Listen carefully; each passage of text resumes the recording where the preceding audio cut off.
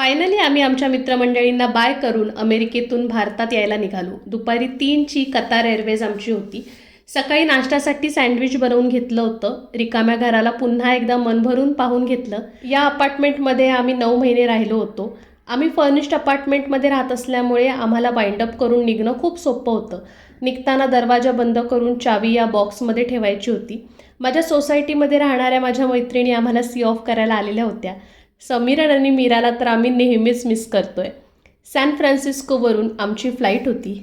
अमेरिकेला final bye करताना मनात खूप आठवणी दाटून आल्या होत्या. इथले स्वच्छ आणि सुंदर रस्ते, प्रत्येक ऋतूमधलं सुंदर वातावरण, आम्ही साजरे केलेले सगळे सण, मला आत्तापर्यंतच्या प्रवासात मिळालेली सगळी माणसं, या सगळ्यांनी हा प्रवास अविस्मरणीय केला आहे. या आठवणी कायम माझ्यासोबत राहतील आणि या सुंदर प्रवासासाठी मी मनापासून कृतज्ञ आहे. आम्ही आमची रेंटल कार एअरपोर्टला रिटर्न केली आणि टर्मिनसच्या दिशेने निघालो.